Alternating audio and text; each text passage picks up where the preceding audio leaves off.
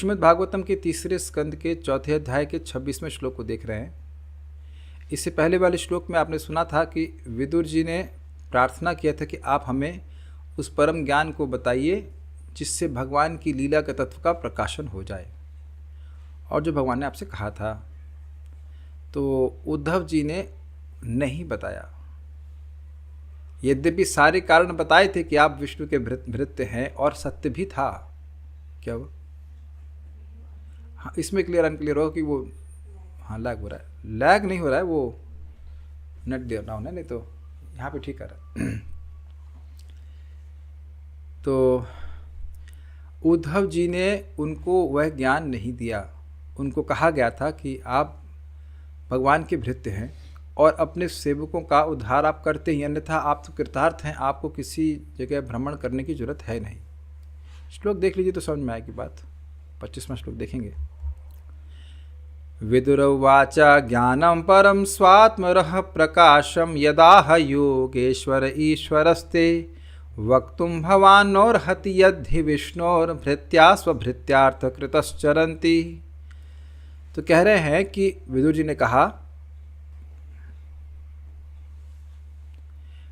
ने कहा कि आप मुझे परम ज्ञान दीजिए जो स्वात्म रह प्रकाशम, आपकी लीला का रहस्य का प्रकाशक हो।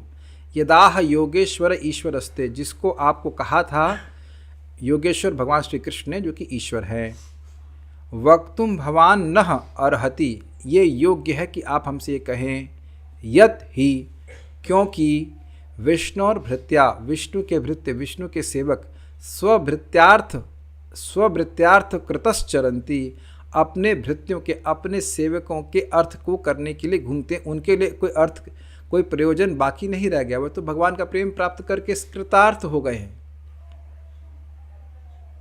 ऐसा मान के चलिए कि प्रसाद वितरण करने वालों को पहले खिला दिया गया तो उनका तो कोई प्रयोजन नहीं है, तो अब दूसरों को बांटने के लिए ही वह कृष्ण हॉल में घूम रहे हैं, भूतपूर्व कृष्ण हॉल में घूम रहे हैं। ये भी देखा गया है, पहले खिला देते हैं तो फिर वैष्णव सेवा करके कि आराम से सेवा करते हैं, वो तो कृतार्थ है। ये क्लियर हो गया। तो जब विदुर जी इतनी नम्रता से पूछ रहे हैं, प्रणिपात देखो यहाँ पे तीनों चीज़ हैं। प्रणिपात है कि नहीं, शरणागत हैं, परिप्रश्न है, अच्छे प्रश्न की हैं, और एटलीस्ट शरण में आए तो कुछ तो सेवा कर रहे हैं। सेवा तो खैर अब क्या कर पाएंगे, जा ही रहे, लेकिन उद्धव जी उनको नहीं बताए। आश्चर्य यह है कि इससे पहले जब वह प्रश्न पूछे थे तो काफ़ी बताए। तीसरे अध्याय में उद्धव जी बोल रहे हैं, चौथे अध्याय में काफ़ी समय उद्धव जी बोल रहे हैं, तो वहाँ तो सब बताए, लेकिन भगवान की लीला के रहस्य का प्रकाशन, लीला के नाम रूप गुण लीला आदि का, वह नहीं बताए। तो क्यों नहीं बताए, आज श्लोक में हम सीखेंगे। मेरे पीछे बोलिएगा।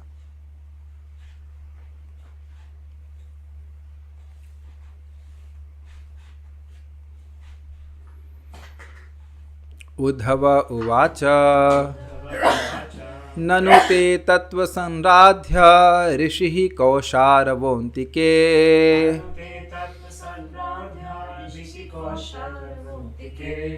थोड़ा सा जोर से बोलेंगे तो अच्छा रहेगा। उद्धव उवाच ननु ते तत्त्वसंराध्य ऋषिः कौशारवोऽन्तिके।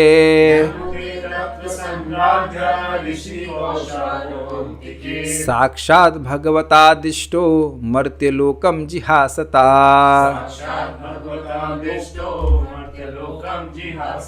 उद्धव उवाच ननु ते तत्त्वसंराध्य ऋषिः कौशारवोऽन्तिके।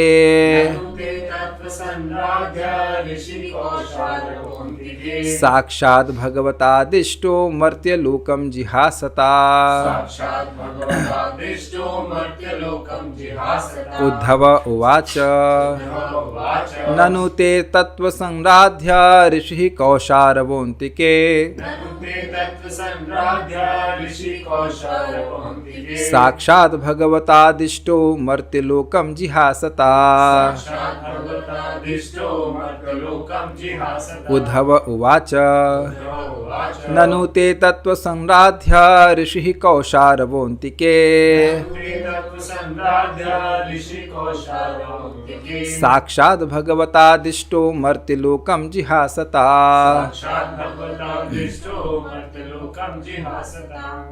बोलिए। उद्धव उवाच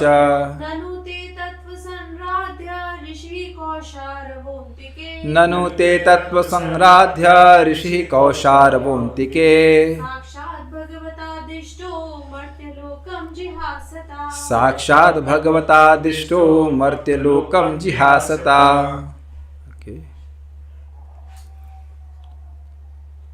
श्री उद्धव ने कहा, आप महान विद्वान ऋषि मैत्रेय से शिक्षा ले सकते हैं, जो पास ही में हैं और जो दिव्य ज्ञान की प्राप्ति के लिए पूजनीय हैं। जब भगवान इस मर्त्यलोक को छोड़ने वाले थे, तब उन्होंने मैत्रेय को प्रत्यक्ष रूप से शिक्षा दी थी। अब आप कन्फ्यूज आएंगे, पहले कहा था मैं ये मुझको बोल रहे हैं, और यहाँ पे उद्धव जी कह रहे हैं कि मैत्रेय मुनि को भी बोले हैं। तो जो जहाँ जैसा बोला जा रहा है वैसे समझ लें। ऐसे बात समझ में जो आ रही है, जो हम समझ पा रहे हैं अब तक, वो ये है कि भगवान उद्धव जी की ओर देख करके बोल रहे हैं, और उसी समय मैत्रेय मुनि आ गए थे। तो मैत्रेय मुनि भी सुने, और वह भी व्यवस्था भगवान की ही थी। Is it okay? तो जो समझावट हो रही है वो ये हो रही है कि मैत्रेय मुनि को नहीं बता रहे थे, बता रहे थे उद्धव जी को, लेकिन व्यवस्था की है कि मैत्रेय मुनि भी सुन लें। उसका कारण ये था कि वह चाहते थे कि मैत्रेय मुनि विदुर जी को बताएं। जैसे वो चाहते थे कि उद्धव जी नर नारायण ऋषि को बताएं, ऐसे वो चाहते थे कि मैत्रेय मुनि विदुर जी को बताएं। तो विदुर जी को मन में रख करके वह मैत्रेय मुनि को बताए। लेकिन बताए का अर्थ है कि मैत्रेय मुनि सुन लिए, चोरी से नहीं सुने। He was not, how to say, क्या कहते हैं उसको, eavesdropping, कान लगा के, ऐसा नहीं है। कान तो लगाए हुए थे, लेकिन साक्षात सामने बैठे हुए थे। ये बात ऐसे समझ लीजिए। मेन पॉइंट ये, पता नहीं अब आगे क्या हुआ, भगवान जाने उसको। ऐसा नहीं था भगवान बोल रहे हैं, उनको सुनाई नहीं पड़ रहा है।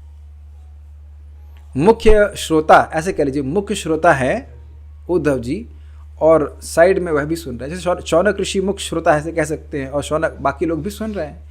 परीक्षित महाराज मुख्य श्रोता है और बाकी लोग भी सुन रहे हैं। ये बात है।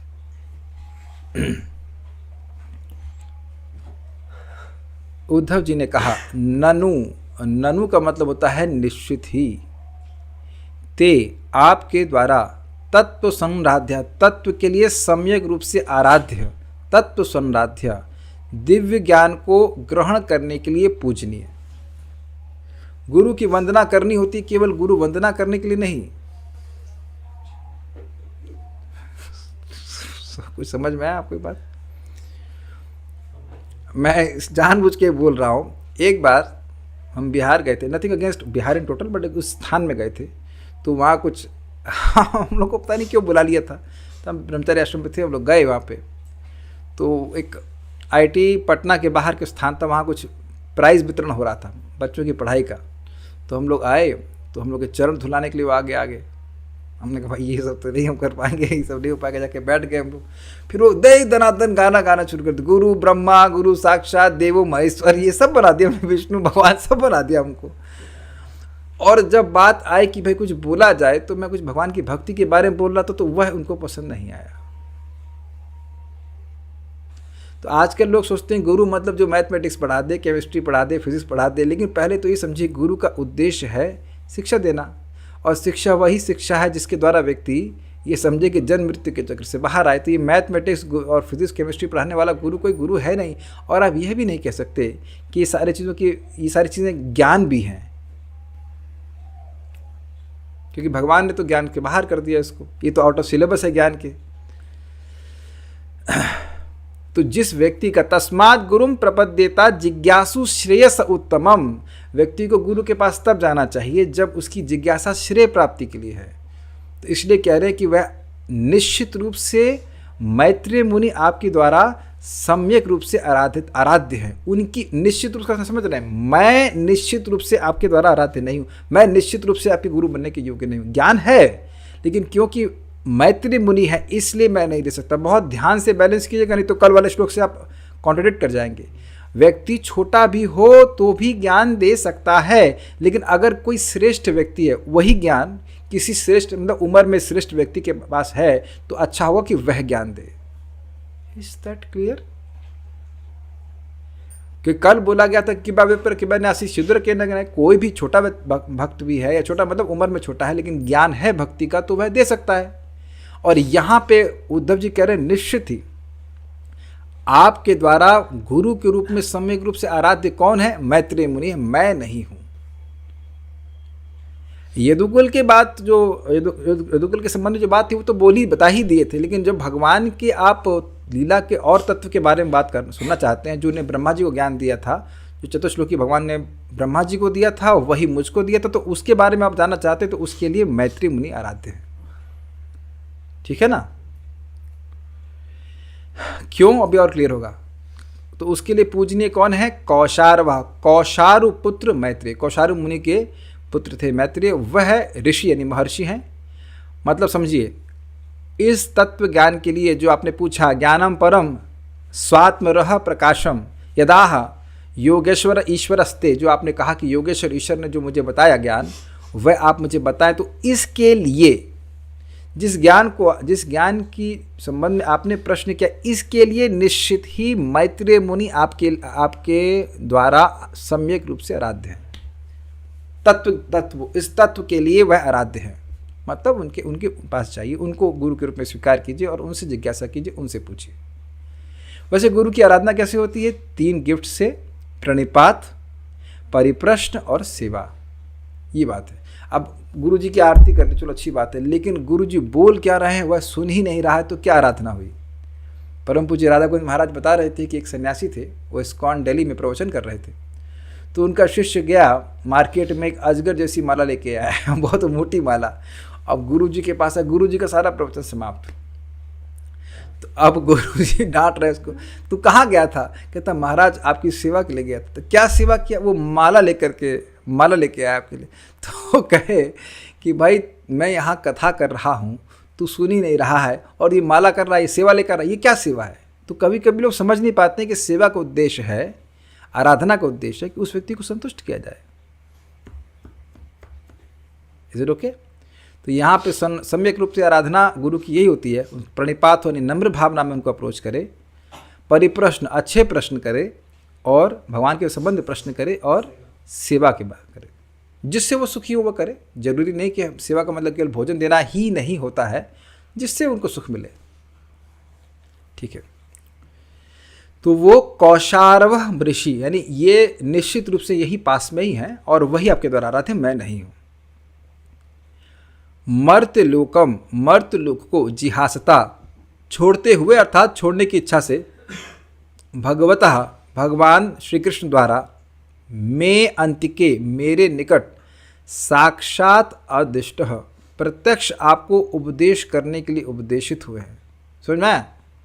भगवान जब इस मर्त्यलोक को, मर्त्य मतलब इस क्या कह रहा? ओह ठीक है, ओके ओके। तो जब भगवान इस जीव लोक को, बद्ध लोक को त्याग रहे थे, या कह सकते हैं त्यागने की इच्छा कर रहे थे, क्योंकि त्यागते समय उनके पास कोई नहीं था, ना मैत्रेय मुनि थे और ना उद्धव जी थे। उद्धव जी बोल के आए थे कि मैं उनकी परिक्रमा करके आया, वो क्या किए भगवान मैं नहीं जानता। तो फिर मैत्रेय मुनि भी चले गए होंगे, क्योंकि मैत्रेय मुनि को उद्धव जी के सामने भगवान आज्ञा दिए थे कि आप कृपया विदुर जी को ये शिक्षा दीजिएगा। जैसे अगर आपको याद हो तो ब्रह्मा जी ने नारद जी को ज्ञान दिया, फिर कहा कि आप ऐसा इसका भागवत का प्रचार कीजिए, विस्तार करिए। त्वम एतद् विपुली करो, मैंने 4 श्लोक तुमको मूल रूप से बताया है, तुम इनका विस्तार ऐसे करो कि निर्नाम भक्तिर भविष्यति, मनुष्यों का, स्पेशली कलयुग के मनुष्यों का इससे भक्ति हो जाए। ठीक? तो उसी जैसे ब्रह्मा जी ने नारद जी को आज्ञा दिया भागवतम का विस्तार करने के लिए, उसी प्रकार से मैत्रेय मुनि को भी भगवान ने आज्ञा दिया कि आप विदुर जी को बताइएगा। तो एक और अब कारण बन गया, क्यों उद्धव जी ज्ञान नहीं दे रहे हैं? केवल शिष्टाचार की बात ही नहीं है, शिष्टाचार तो है ही कि मैत्री मुनि हैं, उनको भी ज्ञान है, वो वयोवृद्ध हैं, वो पास में भी हैं। 3 कारण समझ रहे, 3 कारण हुए। एक कारण है कि मैत्री मुनि को भी वही ज्ञान है, मैत्री मुनि को ज्ञान होता ही नहीं तो वृद्ध होने से ज्ञान थोड़ा दे दीजिएगा। पहली चीज़ है कि वह ज्ञान है, उनको सेम ज्ञान है। दूसरा, वयोवृद्ध हैं। और तीसरा क्या था? और पास में ही है, ऐसा कुछ नहीं कि है ही नहीं, वो मर गए शरीर छूट गया, ऐसा भी नहीं है। और चौथा एक और कारण है कि भगवता आदिष्ट। तो अब मान लो ये कहते कि मैं जाऊंगा उनके पास, वो ज्ञान न दें तो आपसे तो हमारा विश्रम है, आप तो हमारे संबंधी जानने वाले, वो न दें तब तो कहते नहीं, भगवता आदिष्ट, भगवान की आज्ञा, भगवान की अवज्ञा वह नहीं कर सकते हैं। Is it not? जैसे आप समझिए, बात बड़ी अद्भुत है। ईश्वरपुरी पाद के ही शिष्य हैं गोविंद, और ईश्वरपुरी पाद के ही शिष्य है श्रीमन चैतन्य महाप्रभु।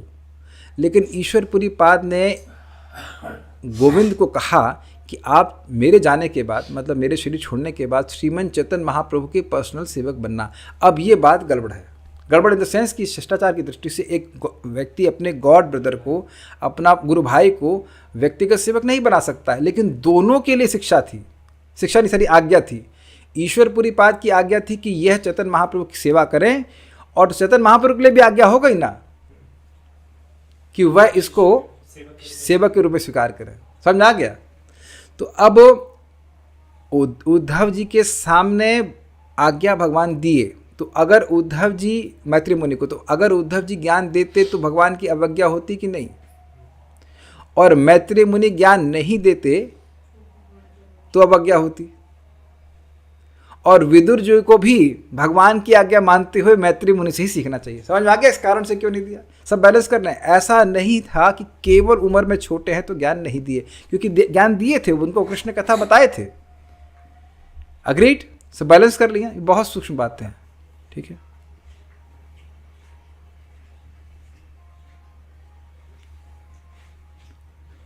Okay, 1 second.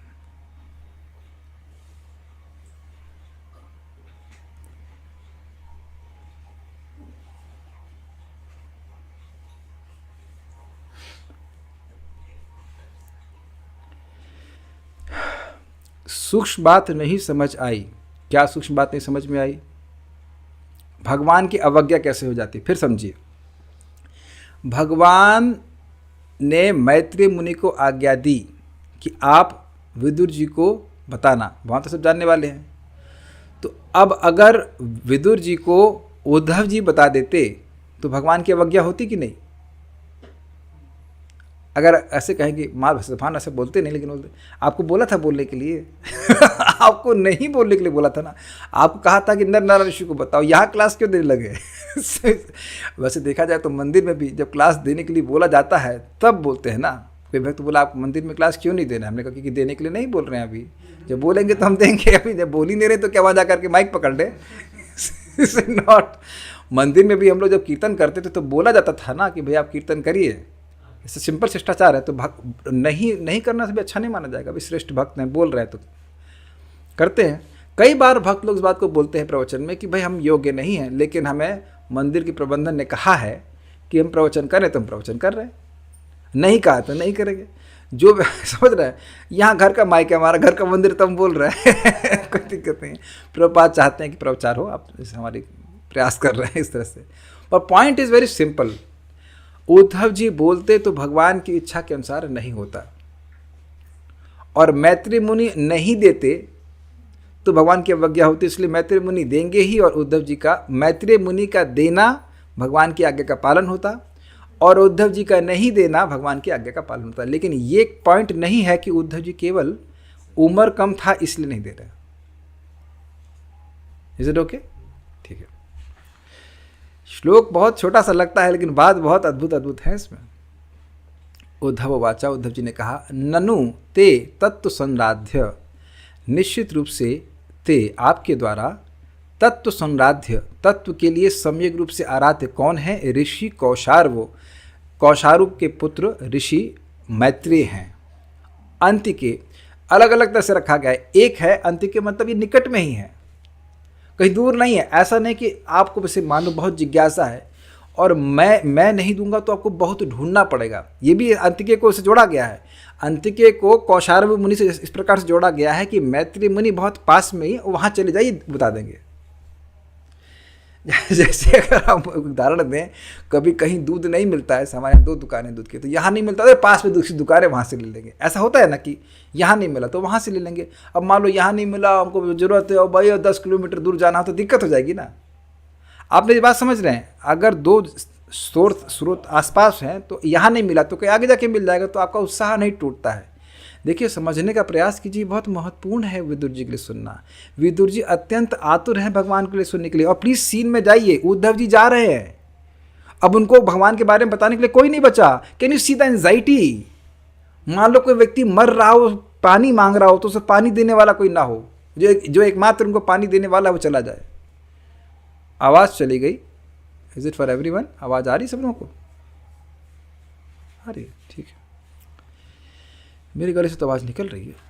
हाँ, तो मैं कह रहा हूं कि इतने आतुर थे वह कृष्ण कथा के लिए कि एक समझ रहे ना कितनी जबरदस्त एंजाइटी कि उद्धव जी चले गए तो मुझे ज्ञान कौन देगा। तो इसलिए कह रहे हैं कि पास में ही है, अंत्य के बहुत पास में है।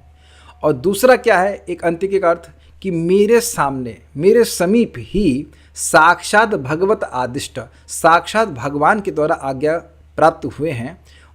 जब मर्त्यलोकम जिहासता, जब भगवान मर्त्यलोक को त्यागने के इच्छुक थे। ये मैत्रेय मुनि के बारे में बता रहा है। आगे पढ़ते हैं। श्रीधरी, तत्व संराध्य का अर्थ है तत्व ज्ञान की प्राप्ति के लिए सेवनीय। अच्छा, एक और इंटरेस्टिंग एंगल है। देखिए, एक तो सेवा का अर्थ है कि हम गुरु की सेवा करें, और दूसरा है गुरु का सेवन करें। सुनाई पड़ा? दो अर्थ है। एक हम गुरु की सेवा कर रहे हैं, गुरु को प्रसन्न कर रहे हैं, और दूसरा गुरु की सेवा वैसे करें, सेवन करें जैसे हम लोग दवा का सेवन करते हैं तो उससे हम ठीक होते हैं। तो बेसिकली गुरु का सेवन करें मतलब उनके उपदेशों का सेवन करें। गुरु को तो नहीं खाएंगे ना, गुरु के उपदेश का सेवन करें। और आगे आप सुनेंगे 11वें स्कंद में कि वह उक्त भी अपनी वाणी के द्वारा ही सहायता करते हैं। जैसे वैद्य भी तो वाणी के द्वारा सहायता करता है ना। आजकल भी यूट्यूब पे कितने हेल्थ वीडियोस बन रहे हैं, वो खाली वाणी के द्वारा सहायता कर देते हैं कि नहीं कर देते? यस, बहुत बड़ी सहायता हो जाती है वाणी के द्वारा। कभी कभी होता है कि हम लोग उठ रहे होते हैं कहीं से ऊपर, कुछ चोट लगने का स्थान होगा, अरे रुको क्या होगा, तो आप रुक जाते हैं उस समय, तो आप बहुत बड़ी कठिनाई से बच जाते हैं। शब्द का बड़ा प्रभाव होता है। ठीक है, कहने का अभिप्राय है कि चूंकि भगवान ने भी आपका स्मरण किया। अरे भाई, ये सुनो भाई, ध्यान से प्लीज सुनो। कोई भाई नहीं सोएगा इस लाइन को सुनने से पहले, उसके बाद सोना। कोई नहीं सोएगा, माता जी भी नहीं सोएंगी। जबरदस्त पॉइंट है ये, हिल जाएंगे आप सुन करके। कहने का अभिप्राय है कि चूंकि भगवान ने भी आपका स्मरण किया, इतने ही मात्र से आपको भी तत्वज्ञान का उपदेश उन्होंने प्राय कर ही दिया। फिर भी विदुर जी को ज्ञान में असंभावना इत्यादि दोषों को दूर करने के लिए किसी ज्ञानी की आराधना करनी चाहिए। श्रीला श्रीधर स्वामी पाद की जय। अभी आप समझिए कि क्या बोल रहे हैं। कह रहे हैं कि भैया देखो, भगवान तो संकल्प मात्र से किसी के हृदय में ज्ञान प्रकट कर देते हैं। तेने ब्रह्म हृदयादि कव्य मुह्यंति सूर्य। भगवान ने, ब्रह्मा जी के सामने तो कोई ट्यूशन मास्टर नहीं था, किसकी आराधना करते? भगवान तो अपने संकल्प मात्र से किसी के भी हृदय में ज्ञान प्रकाशित कर सकते हैं। तो फिर कह रहे हैं कि फिर भी मतलब प्राय आप में ज्ञान कर दिए थे संकल्प मात्र से। भगवान का संकल्प से पूरी जगत सृष्टि ही कर दी। अब और क्या कहा जाए, तो वो सोच ली, अगर वो सोच ली कि इसको ज्ञान हो जाए तो बस हो गया, सत्य संकल्प है। तो उन्हें को ऐसी कोई अपेक्षा नहीं है कि आपको किसी ज्ञानी के पास जाना ही पड़े, क्योंकि भगवान की इच्छा थी कि आपको ज्ञान हो जाए। फिर भी विदुर जी को ज्ञान में असंभावना इत्यादि दोषों को दूर करने के लिए, इसका क्या मतलब हुआ?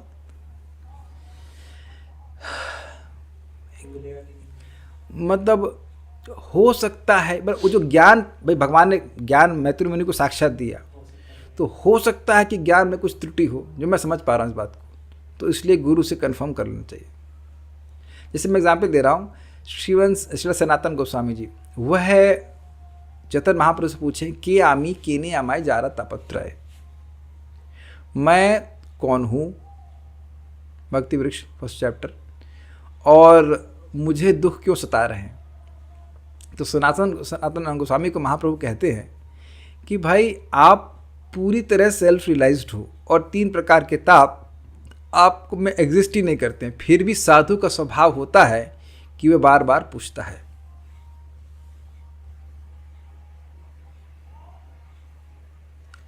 ऐसा कैसे हो सकता है कि बिना, ये संभव बात है ना कि बिना किसी के पढ़ाए व्यक्ति पढ़ ले, ज्ञान हो जाए। अग्रीड, ये संभावना, तो ये असंभावना का दोष आ जाएगा ना। कोई पूछे विदुर जी कहाँ से पढ़ के आए, तो आगे किसी से नहीं पढ़ के आए, तो लोग थोड़ा आश्चर्य हो जाएंगे, भाई ये कैसे हो गया। जैसे मैं कहूँ कि मुझसे कोई पूछे कि भाई आपके दीक्षा गुरु कौन है, तो कहूँ परम पूज्य राधानाथ महाराज। और मैं कहूँ कि कोई कहे दीक्षा किसी, नहीं कोई नहीं, भगवान से सीधे दीक्षा ले लिया। भगवान से दीक्षा लेके आए आप, ये बात कुछ हजम नहीं हुई। देखिए ये एक अद्भुत बात है, हम इसे पहले भी सुन चुके हैं कि व्यासदेव जी समाधिस्थ होकर के श्रीमद् भागवतम को लिखे हैं। अभी बात जो श्रद्धालु है तो स्वीकार कर, लेकिन सामने वाला व्यक्ति तो समझ ही नहीं पाएगा इसका क्या मतलब हुआ, क्योंकि बिना गुरु के ज्ञान होता नहीं है, तो ये तो असंभव बात है ना।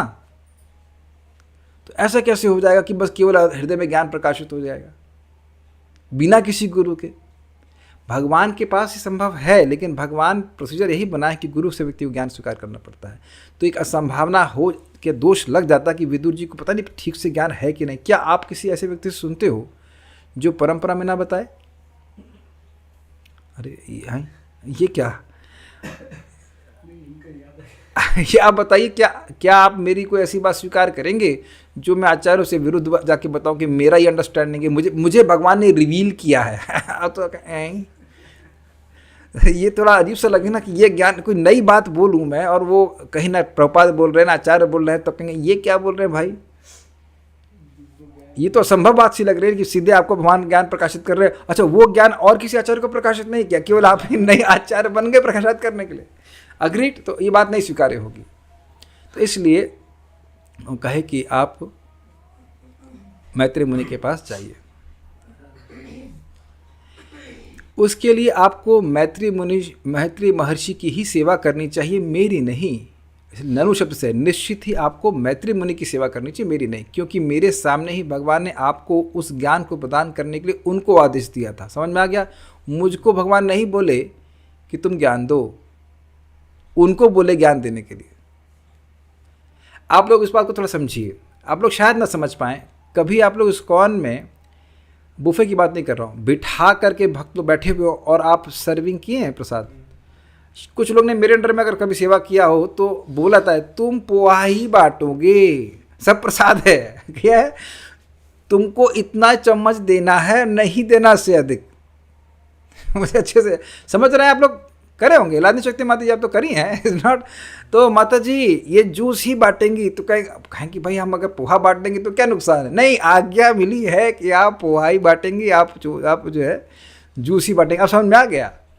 तो उद्धव जी को आज्ञा मिली कि भाई ये जो ज्ञान है आपको दिया है ना डिस्ट्रीब्यूशन की तरह, आप जाकर के नर नारायण ऋषि को ही बांटेंगे, और मैत्री मुनि आप कहाँ बांटेंगे जी? विदुर जी को। बस समझ में आ गया, ये हिसाब किताब है। नारद जी को लाइसेंस मिला है, जिसको देखेंगे उसको बांटेंगे। तो प्रभा जी बोल दी ना, आमार आज्ञा गुरु हैया तार ऐ देश, जा रे देखो तारे कहो कृष्ण उपदेश। महाप्रभु ये नहीं कह रहे जा रे देखो तारे कहो कृष्ण करणामृत, बिकॉज वह भी कृष्ण कथा है, लेकिन इतनी उच्च कोटि की है, इतनी उत्कृष्ट है कि उसको कोई समान लोग डाइजेस्ट नहीं कर पाएंगे। एक बार श्रीला भक्ति ठाकुर जी ने, भक्ति सिद्धांत सरस्वती ठाकुर जी ने अपने पिता को पूछा कि क्या मैं कृष्ण करणामृत छाप सकता हूँ? कहते हाँ, एक कॉपी अपने लिए। समझ में आया आपको? तो महाप्रभु ने कहा गीता को उपदेश सबके लिए है बराबर से, तो आप उसको दीजिए। तो ये हम सब लोगों के लिए आज्ञा है कि गीता के टीचर बन सकते हैं। कौन, किसकी अथॉरिटी पे? भगवता आदिष्टा, साक्षात भगवता आदिष्टा। कोई कहे कि किस अथॉरिटी पे आप गीता बोल रहे हैं? गीता, ये भगवान गीता बोल रहे हैं। इसमें 18.68 पे बोल रहे हैं कि जो भक्तों को ज्ञान देता है उसको वो मुझे सबसे अधिक प्रिय है। ठीक है ना? तो आदेश नहीं मिला था अथॉरिटी से, इसलिए नहीं दे रहे। ओके।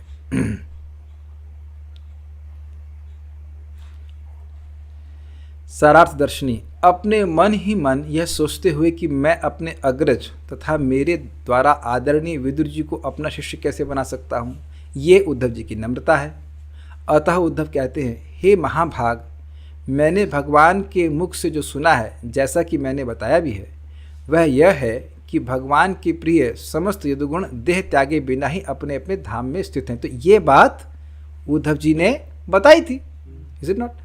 किंतु यदि आप भगवान के जन्म कर्म आदि के विषय में प्रश्न कर रहे हैं तो मैत्रेय को ही आपका गुरु होना चाहिए।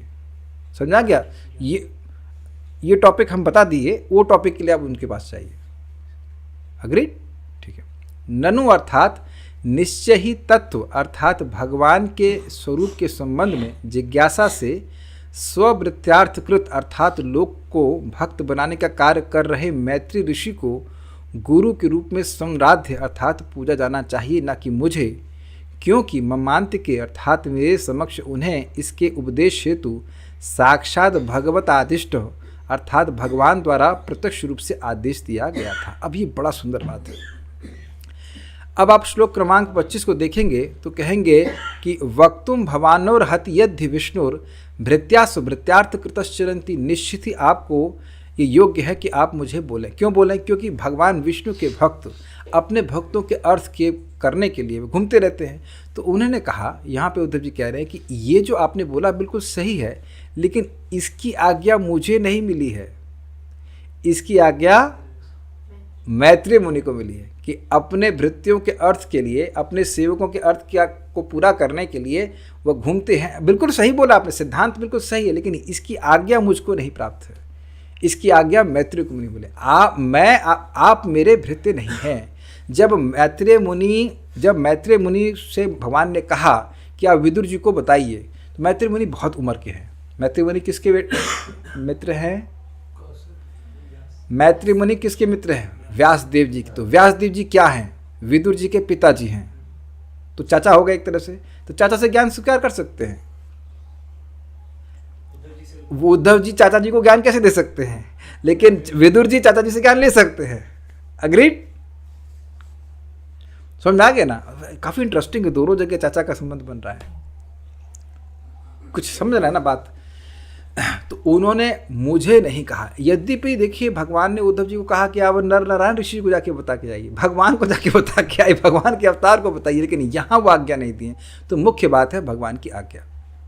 भगवान की आज्ञा होगी तो कोई युवा व्यक्ति भी दे सकता है, भगवान की आज्ञा नहीं है तो फिर संकोच होना चाहिए।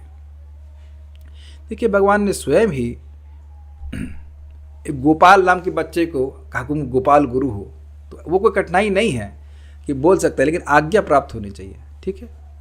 ओके, तो ये समझ में आ गया?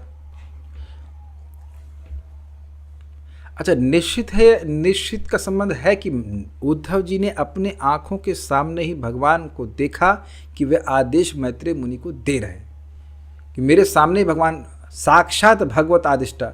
जब वो कह रहे हैं कि भगवान ने साक्षात उनको उपदेश दिया है, तो वह भी तो सामने होने चाहिए ना, कि मेरे सामने ही उपदेश दिया। ठीक है?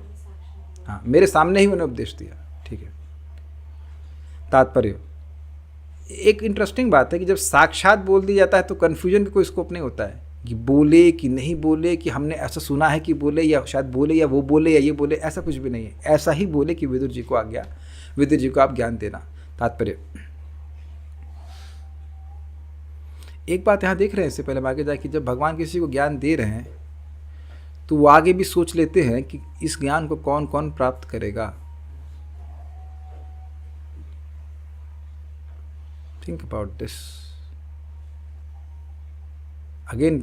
मैं फिर से रिपीट कर रहा हूँ, भगवान जब किसी को ज्ञान दे रहे होते हैं तो ज्ञान का प्रवर्तन कराना चाहते हैं। बात समझ में आती है ना? सकालीन महता योगो नष्ट परंतप। बहुत काल बीत गया था तो भगवान ने गीता का ज्ञान फिर से क्यों दिया? क्योंकि ये ज्ञान सबसे महत्वपूर्ण ज्ञान है इस पूरे भौतिक जगत का। तो जब किसी को ज्ञान दे रहे हैं तो जानते हैं कि इसके द्वारा किन किन लोगों को ज्ञान प्राप्त होगा। Point is very simple, point blank पे बोल रहा हूँ। आप सब लोगों को सेलेक्ट करके लाया गया है मेरे सामने ताकि आप सुन सकें, और मुझे दिया जा रहा है ताकि मैं आगे प्रसारित कर सकूं। इसमें मेरा कुछ भी नहीं है। मुझे भी बहुत सारी बातें मैं जब क्लास में होता हूँ, ये कहाँ से आया, ये तो सोचा ही नहीं था, ये अंडरस्टैंडिंग श्लोक की कैसे आ गई, कृष्णा गिव्स। और हम अपने मन से तो नहीं बोल रहे हैं, आप प्रमाण आपके सामने रखें, कुछ गलती तो आप बता सकते हैं कि हाँ क्या गलत हो रहा है, लेकिन एक व्यक्ति जो कृष्ण भावना में आ रहा है उसको चूज करके लाया गया है, हैंड पिक्ड, कि इसके पास ही ज्ञान पहुंचना चाहिए। नहीं तो अपने जीवन में और अन्यों के जीवन में भेद नहीं देख रहे, कितना भेद आ गया है इस ज्ञान के द्वारा। Very amazing. कठिनाई यह है कि बहुत कम इस बात को लोग समझ पाते हैं कि ऐसा हमारे पास क्यों आ रहा है कि हम शाम को बैठ कर श्रीमद् भागवतम श्रवण कर रहे हैं। नहीं आओ, हमारा कर्तव्य है बताएं। तात्पर्य, कोई भले ही दिव्य विज्ञान में पारंगत क्यों ना हो, उसे मर्यादा व्यतिक्रम अर्थात अपने से उच्च पुरुष की धृष्टता पूर्वक अवमानना के अपराध के विषय में सतर्क रहना चाहिए। स्पष्ट है। शास्त्रों के आदेशानुसार मनुष्य को मर्यादा व्यतिक्रम नियम का उल्लंघन करने के प्रति अत्यंत सतर्क रहना चाहिए, क्योंकि ऐसा करने से उसकी आयु, उसका ऐश्वर्य, यश तथा पुण्य और सारे जगत के शुभाशीषों का विनाश होता है। एक इसमें छोटी सी लीला बताऊंगा आपको। जगदानंद पंडित और सनातन गोस्वामी। तो सनातन गोस्वामी जी पुरी आए और उनको, उनके शरीर में फोड़े हो गए थे। तो महाप्रभु आते, उनका आलिंगन करते और वो जो पस था वो महाप्रभु के शरीर में लग जाता। तो सनातन गोस्वामी को बड़ा दुख लग रहा था। तो जगदानंद पंडित को बोले, मैं यहाँ आया था अपना कल्याण करने के लिए, नहीं, यहाँ तो मुझसे अपराध हो रहा है, मुझे लगता है कि मुझे वृंदावन वापस चले जाना चाहिए। तो जगदानंद पंडित कहते हैं, हाँ आप सही कह रहे हैं, आप, मेरे हिसाब से भी मुझे ऐसे ही लगता है कि आपको वृंदावन वापस चले जाना चाहिए। तो अब जब महाप्रभु की बात मालूम चलती है तो सनातन गोस्वामी से पूछते हैं, तो सनातन गोस्वामी कहते हैं कि जगदानंद भी कहता है कि मुझे वृंदावन चले जाना चाहिए। तो महाप्रभु बड़े क्रोध में कहते हैं, ये जगह ये आज का बच्चा तुमको उपदेश देता है। अरे मैं तुमको भी अपना काउंसलर मानता हूं, इन द सेंस कि मैं तुमसे भी शिक्षा ग्रहण कर लेता हूं, और ये तुमको उपदेश दे रहा है। तो अब देखिए वहाँ सनातन गोस्वामी क्या बोल रहे हैं, देखिए वो कहते हैं कि अच्छा केवल जगदानंद ही प्रिय है आपको, कि उसको तो मीठा मीठा अमृत दे रहे हैं, डांट रूपी, और मुझे ये आप मतलब मेरी प्रशंसा रूपी कड़वा नीम का रस पिला रहे हैं, मुझसे क्या अपराध हुआ। मतलब मैं पैराफ्रेज कर रहा हूँ, सारा प्यार उसी के लिए है।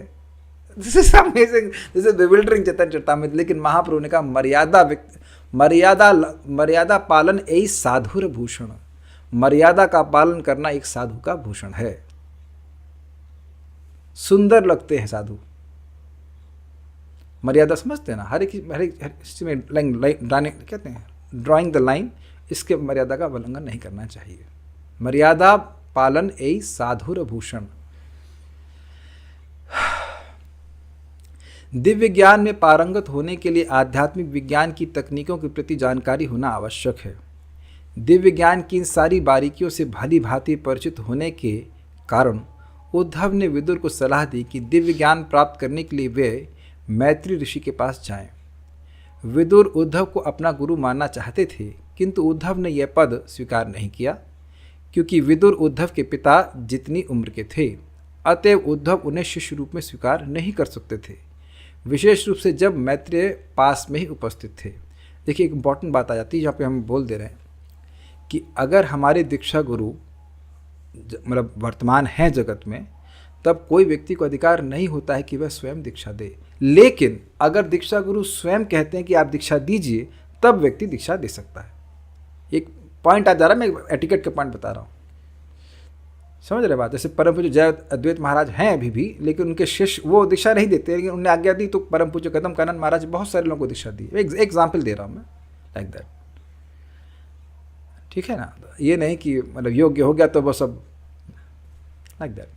तो कहीं प्रभु जी शिक्षा का तो हमें महाप्रभु प्रभुपाद गुरु महाराज सबसे है, वो तो पीछे लगे, तू बोल क्यों नहीं रहा है, तू भगवान के बारे में बोल क्यों नहीं रहा है।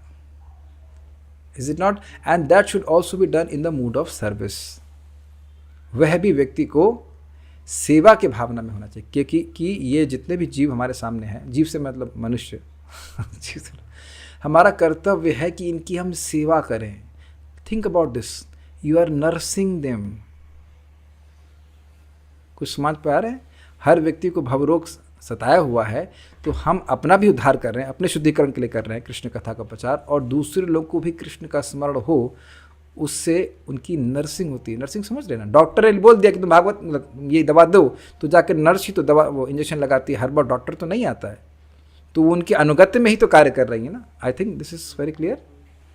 मैं इसलिए बोल रहा हूँ कि एक बार मैं हॉस्पिटलाइज हुआ था, दोबारा नहीं होना चाहता भगवान, लेकिन एक बार हुआ था, तो वो डॉक्टर तो कभी कभी आते थे, नर्स ही बार बार आकर के वही इंजेक्शन जो है ला के चली जाती थी। क्लियर है? तो चीफ हमारे क्या कहते हैं उसको, चीफ मेडिकल सीएमओ है श्रीला प्रभुपाद जी, वो कह रहे हैं कि 16 माला जप करो, 4 नियम का पालन करो, भागवत पढ़ो, भगवद गीता पढ़ो। तो यह सब उनके आदेश के अनुसार ही चल रहा है। ठीक है, ओके। हाँ, ठीक है। नियम यह है कि अपने से बड़े पुरुष की उपस्थिति में उपदेश देने के लिए किसी को उत्सुक नहीं होना चाहिए, चाहे कोई कितना ही दक्ष तथा निष्णात क्यों ना हो। इसलिए ये मैंने एक बड़ी इंटरेस्टिंग चीज़ देखी। परम पूज्य भक्ति बृहत भागवत महाराज प्रवचन कर रहे होते हैं, उनसे प्रश्न किया जाता है, फिर कहेंगे वो अद्भुत हैं, बहुत सेंसिटिव हैं, तो वह उस प्रश्न का उत्तर किसी सीनियर भक्त को बोलते हैं, आप इसका उत्तर दीजिए। This is very amazing. नहीं, एटिकेट का पालन कर रहे हैं, वो व्यासासन पे बैठे हैं, प्रश्न उनसे किया जा रहा है और वो उत्तर नहीं देते। कभी कभी उत्तर देते हैं और कभी कभी उत्तर नहीं देते, कहते हैं इसका उत्तर ये श्रीला प्रभुपाद जी के शिष्य देंगे। वेरी, देखा है आपने? Very amazing. हाँ, ऐसा देखा गया है। वो अलग बात है, डरने की बात नहीं बोल रहा, मैं कह रहा हूँ कि वो एटिकेट पालन कर रहा है। वेरी नाइस, ठीक है। इसलिए उद्धव ने विदुर जैसे वयोवृद्ध व्यक्ति को एक अन्य वयोवृद्ध व्यक्ति मैत्रेय के पास भेजने का निर्णय लिया। लेकिन देखिए, ये नियम नहीं है कि आप अगर बूढ़े हैं तो बूढ़े व्यक्ति के पास ही जाएंगे ज्ञान प्राप्त करने के लिए, ऐसा नहीं है। यहाँ एक पर्टिकुलर केस बन रहा है कि उसी ज्ञान के विषय में 2 लोग पारंगत है, तो उधर भेज दिया। वे भी निष्णात थे, क्योंकि भगवान मर्त लोक से प्रयाण करते समय उन्हें भी स्वयं उपदेश दिया था। चूंकि उद्धव तथा मैत्रेय दोनों ही को सीधे भगवान ने उपदेश दिया था, अतएव दोनों को विदुर का या अन्य किसी का गुरु बनने का अधिकार था। किंतु वयोवृद्ध होने के कारण मैत्रेय को विदुर का गुरु बनने का पहला अधिकार था, क्योंकि विदुर आयु में उद्धव से काफ़ी बड़े थे। देखिए, एक बात ध्यान दीजिए, उद्धव जी को अधिकार नहीं था, ये प्रभुपाद ने नहीं कहा। पहला अधिकार मैत्रेय मुनि का था। समझ आ गया? मैत्रेय मुनि नहीं होते तो फिर उद्धव जी बताते। ये बात है। ज्ञान से वंचित करने की इच्छा उद्धव जी की नहीं थी, केवल सदाचार का पालन करने की इच्छा थी। ठीक है, नेक्स्ट। किसी मनुष्य को लाभ तथा यश के लिए सस्ता आध्यात्मिक गुरु बनने के लिए उत्सुक नहीं होना चाहिए। अब एक इंटरेस्टिंग बात है, पहले पढ़ लेते इसको। अपितु केवल भगवान की सेवा के निमित्त ही गुरु बनना चाहिए। अब इसका क्या मतलब है? लाभ और यश क्या है? भौतिक वस्तुएं हैं। पैसा आएगा या यश मिलेगा, ये है भौतिक वस्तु। और भगवान की प्रसन्नता है हाईएस्ट आध्यात्मिक वस्तु। तो भगवान की प्रसन्नता के लिए कोई गुरु बनना तो बहुत अच्छी बात है, लेकिन चीप पॉपुलैरिटी के लिए अगर कोई गुरु बन रहा है तो वह तो निकृष्ट हो गया ना। और आप एक इंटरेस्टिंग बात देखना, कौन व्यक्ति चीप गुरु बनना चाहता है? सॉरी, क्षमा कीजिए, ऐसे नहीं। जो व्यक्ति चीप गुरु बनना चाहता है वो कभी इंद्रिय संयम के बारे में न तो खुद अभ्यास करेगा और न वह दूसरों को बताएगा, क्योंकि ये बहुत बड़ा प्राइस है। मैं फिर से रिपीट कर रहा हूँ, अगर इंद्रिय संयम हम स्वयं करेंगे तभी ज्ञान प्राप्त होता है। तो जो व्यक्ति इंद्रिय संयम के बारे में नहीं बता रहा है कि भाई सुबह उठने की जरूरत नहीं है, कुछ भी खाओ सब चलता है, whatever दे में से हम और किसी का नाम नहीं रख रहे, लेकिन कहीं भी चीज़ें ईजी बता रहा है। देखो, हम ऐसे नाम नहीं रखना चाहते, फिर अपराध बनता है। आप इससे समझ लीजिए कि जो इंद्रिय संयम नहीं, जो भक्ति के इंद्रिय संयम, ऐसा नहीं कि आप सूखे पड़े जा रहे हैं, ऐसा कुछ नहीं। जो सिंपल प्रपात ने बताया, 4 नियमों का पालन करो, 16 माला का जप करो, हरे कृष्ण मंत्र का आप 4 नियमों का पालन करो, अवैध स्त्री संग नहीं करना, शराब नहीं पीना, चाय भी नहीं पीना, मांस नहीं खाना। मैं इसलिए बोल रहा हूँ, तक कोई नया व्यक्ति सुन रहा हो, और जुआ भी नहीं खेलना। ये सिंपल बेसिक तपस्या बताई गई है कलयुग में। तो अगर कोई ये तपस्या भी नहीं बता रहा है तो मतलब वह चीप शिष्य चाहता है।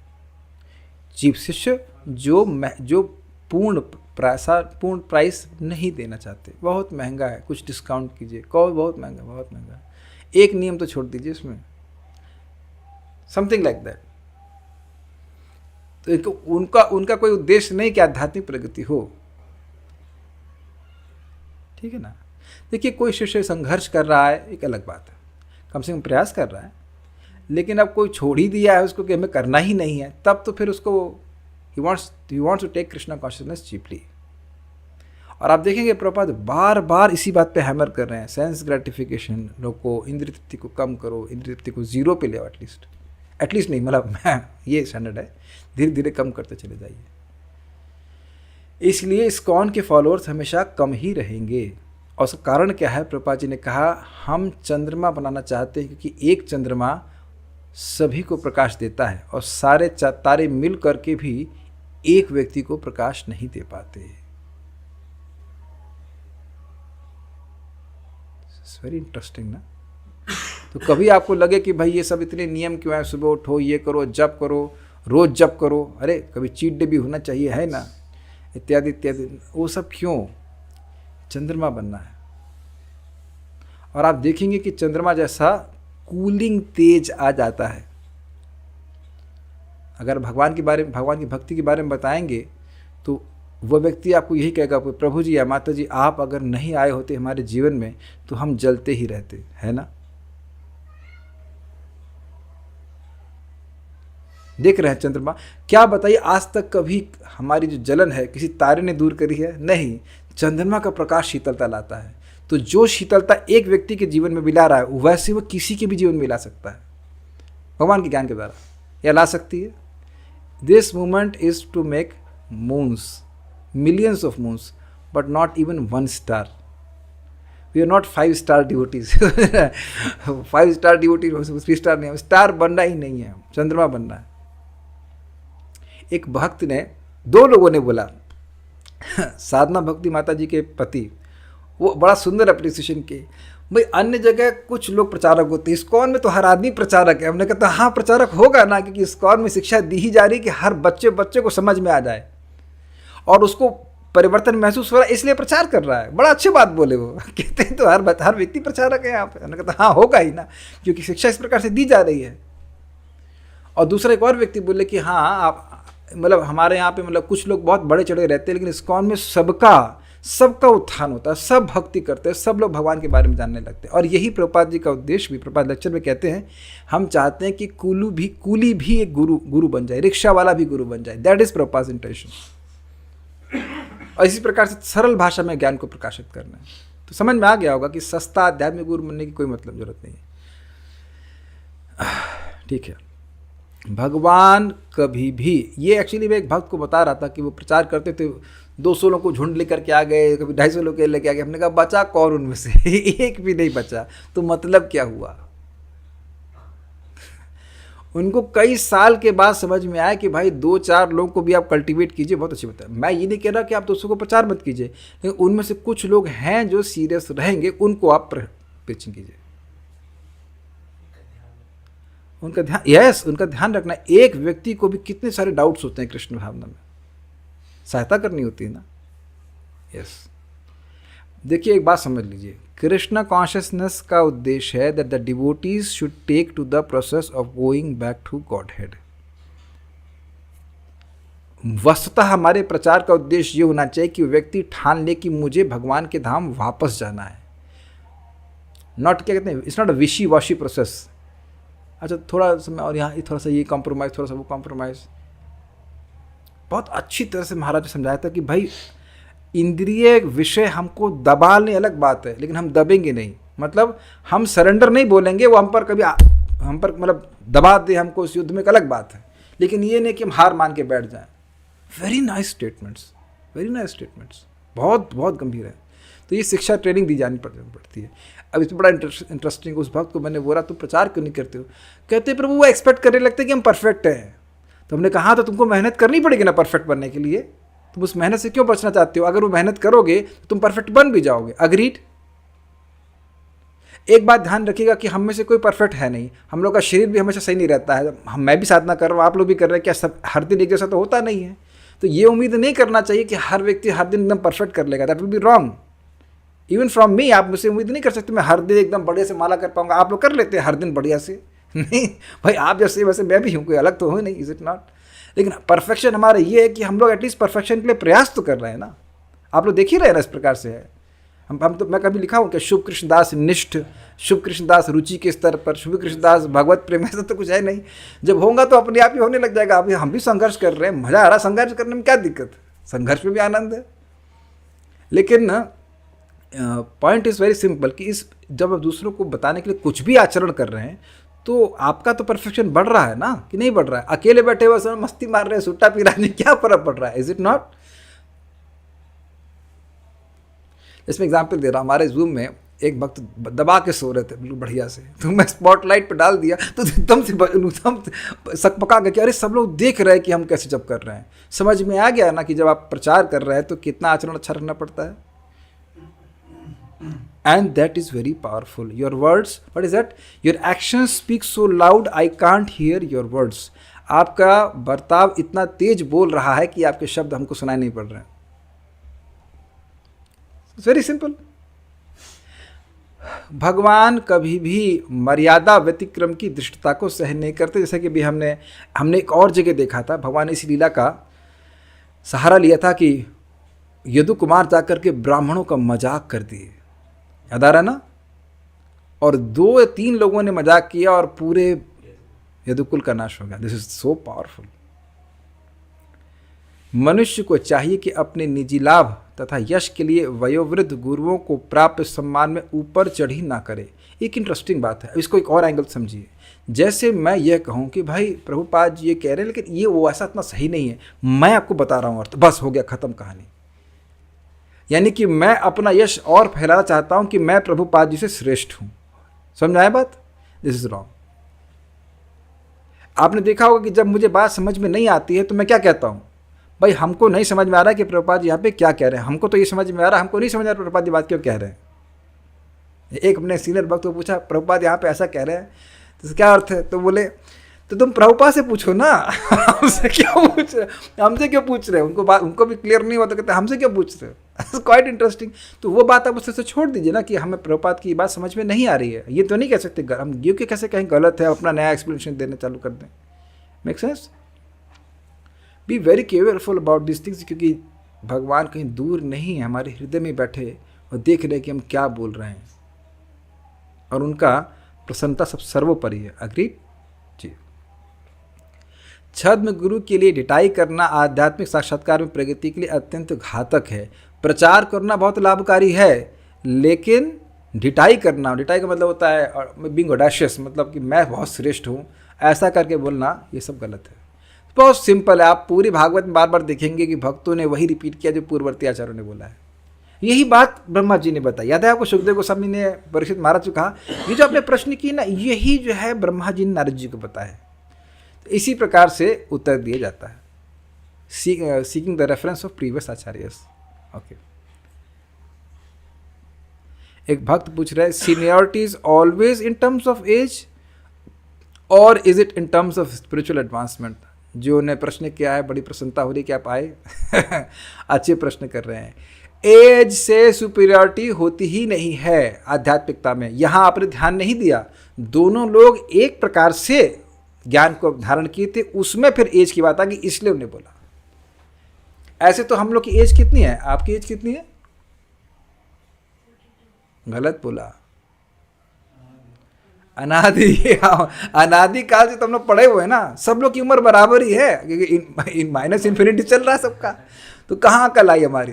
एक बार एक कोई व्यक्ति वृद्ध होंगे और कुछ अंट संट बोल रहे थे, तो एक भक्त भी वहाँ पे था, तो वो कुछ बोल रहा होगा, भगवान की बात तो उनको समझ में नहीं, तो कहते हैं अरे क्या समझ रहे हो कि हमारे बाल ऐसे ही पके हैं। कई बार बोला क्या समझ रहे हो हमारे बाल ऐसे ही पके हैं, तो भक्त बोलती है हाँ भैया ज्ञान के मसाले से पकाए हैं।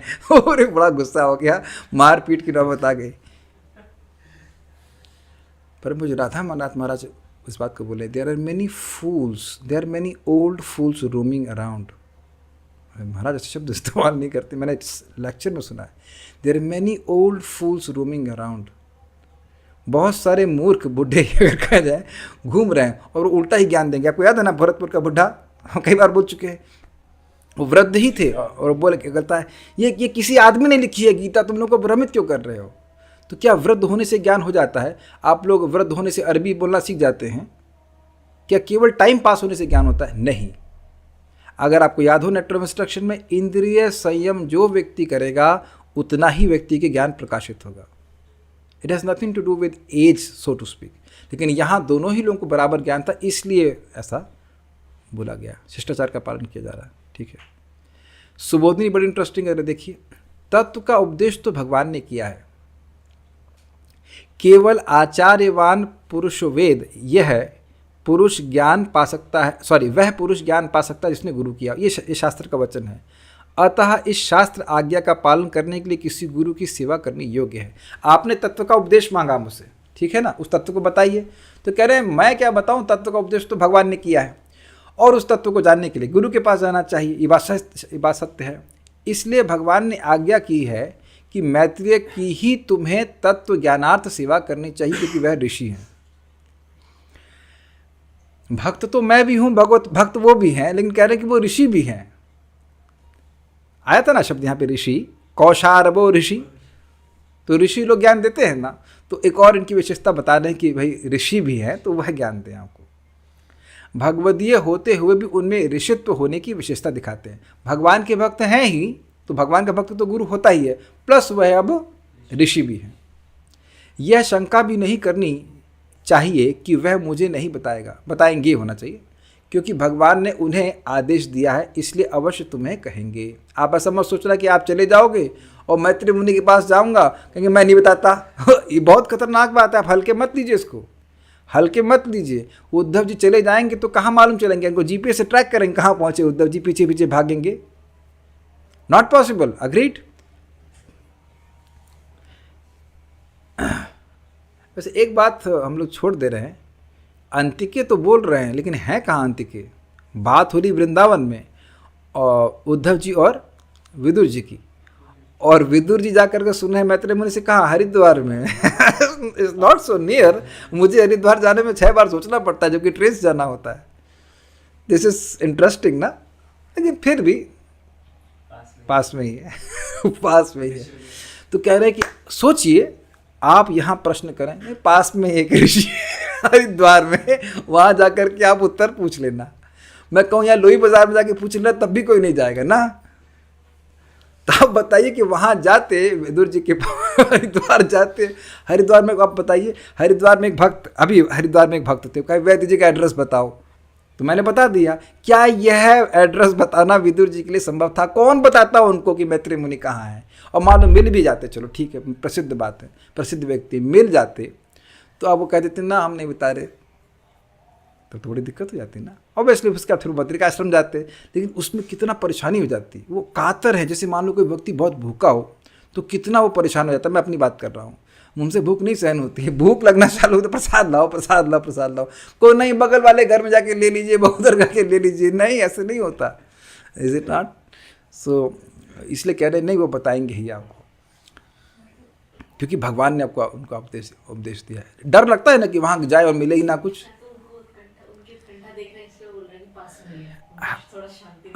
यही तो बोल रहे हैं, उनकी उत्कंठा देखते हुए बोल रहे हैं कि पास में ही है, और न सिर्फ पास में, आपको बताएंगे भी।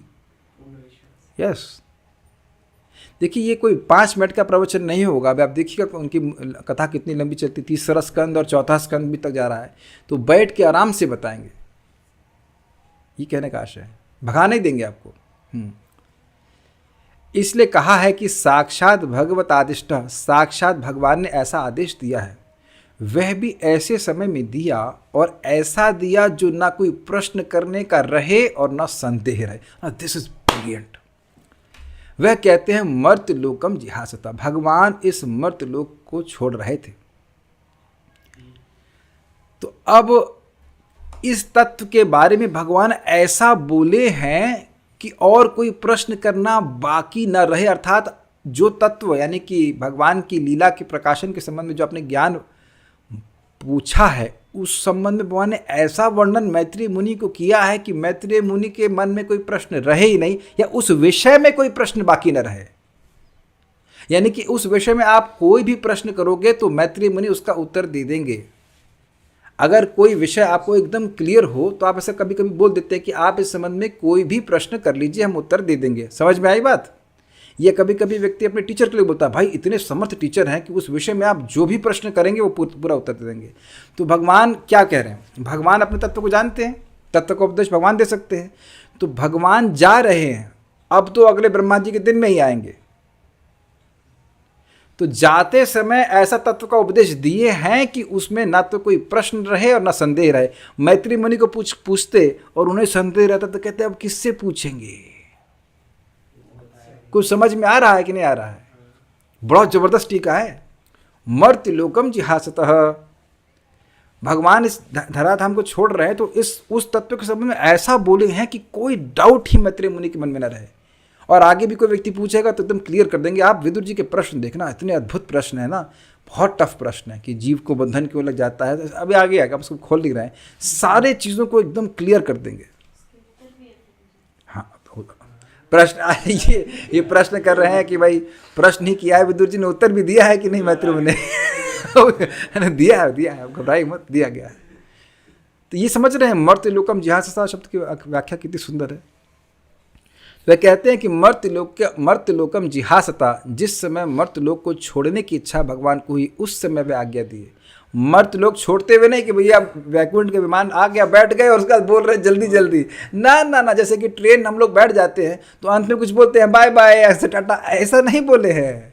बहुत ध्यान से सुनना होगा। ऐसा नहीं कि बस मर्त्य लोक छोड़ रहे थे, मर्त्य लोक छोड़ते हुए अगर बोलते तो उसका मतलब होगा कि वैकुंठ विमान में चढ़ गए और फिर बोल रहे। नहीं, बड़े शांति से बैठे थे और उनकी इच्छा थी कि अब मैं मर्त्य लोक को छोड़ दूं। उस टाइम मैत्रेय मुनि को समझाएं। एक एक पॉइंट बहुत ध्यान से पकड़ने वाला है, ठीक है। इस लोक में रहकर यदि उनकी आज्ञा का पालन जो नहीं करता उसका भी त्याग लोक की तरह भगवान करेंगे। अतः सबको त्याग कर भगवान उसको अपने पास बुलाकर कहने लगे कि विदुर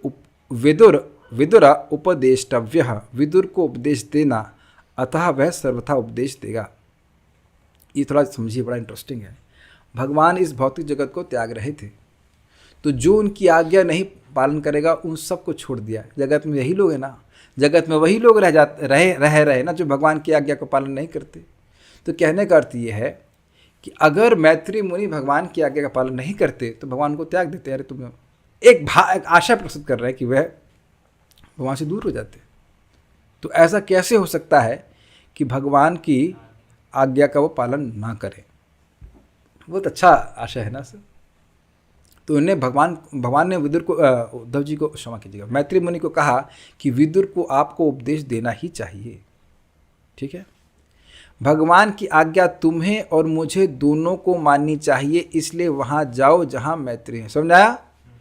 मुझे आज्ञा दिया नर नारायण ऋषि के पास जाओ, मैत्रेय मुनि को आज्ञा दिया कि आप विदुर जी को उपदेश दी, तो विदुर जी के लिए भी भगवान की आज्ञा है कि वह मैत्रेय मुनि से ही ज्ञान प्राप्त करें, उद्धव जी से नहीं। तो I think this is very clear. मैंने कहा था ना, बहुत सारे डायमेंशन थे श्लोक के। उम्मीद है कि आप लोगों को अच्छा लगा होगा और समझ में आई होगी बात। Stop here now. विदुर उपदेष्टव्य को ने ऐसे बोला है कि भाई भगवता आदिष्ट, भगवान ने आदेश दिया, तो उसका क्या मतलब है कि विदुर को उपदेश दो, ऐसा आदेश दिया। ये समझा रहे हैं इस तरह से। इस श्लोक में नहीं है, श्लोक में शब्द जो मूल में शब्द है भगवता आदिष्ट, भगवान के द्वारा वह आदिष्ट हुए। उसका अर्थ क्या है? भगवान ने ये आदेश दिया कि हे मैत्रेय मुनि आप विदुर जी को उपदेश दीजिए, इस प्रकार का आदेश दिया। तो क्या आदेश दिया वो उसको व्याख्या श्रीपाद वल्लभाचार्य जी कर रहे हैं। ठीक है, बहुत बहुत धन्यवाद अपना समय देने के लिए। श्रीमद् भागवतम की जय, श्रील प्रभुपाद की जय, निताय गौर प्रेमानंदे।